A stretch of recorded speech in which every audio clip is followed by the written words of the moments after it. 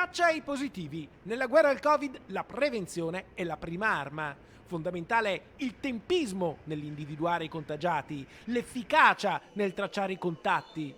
Su questo fronte il Veneto, con 150.000 tamponi in 24 ore, è una delle regioni più efficienti d'Italia e i risultati sono incoraggianti, in discesa da 2 giorni, con un tasso di positività all'11,71%. Tra i 4 o 5 più bassi d'Italia e molto al di sotto della media nazionale. Cioè vuol dire che noi abbiamo tanti positivi, ma perché li cerchiamo? Ma la percentuale di positivi sui tamponi che facciamo è tra le più basse a livello nazionale. Un panorama rassicurante in cui il Veneto resiste in giallo. I dati ci dicono che non saremo arancioni. In Veneto le terapie intensive sono occupate al 20%, un livello da fascia arancione, se non fosse che i ricoveri ordinari sono sotto il limite previsto di 5 punti percentuali. Insomma, siamo lì sul confine con la zona arancione, ma quel passo in più che serve per finirci dentro può essere evitato con comportamenti prudenti, con il rispetto delle distanze e l'uso dei dispositivi di sicurezza sanitaria, come le mascherine FFP2.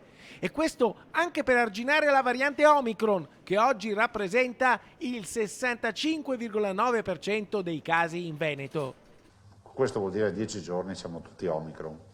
Intanto si punta a fluidificare le procedure. Da lunedì entra in vigore il nuovo protocollo che in Veneto prevede che il tampone di fine quarantena si possa fare anche in farmacia. E sempre nell'ottica di rivedere il sistema, il Centro Europeo per la Prevenzione e il Controllo delle Malattie ha stabilito che per definire un caso di Covid è necessario che sussistano contemporaneamente 2 parametri: il tampone positivo, molecolare o rapido, e in più la malattia respiratoria o almeno sintomi simili all'influenza. Ebbene, oggi il Veneto chiede un allineamento a questo orientamento, anche perché ora meno della metà dei positivi accusa dei sintomi. Una nuova contabilità dei casi rivoluzionerebbe il computo dei dati, andrebbe ritarato il piano di sanità pubblica e ci sarebbero delle ripercussioni anche sui numeri che decretano la fascia di rischio della regione. Il paziente positivo ma senza sintomi non è un caso.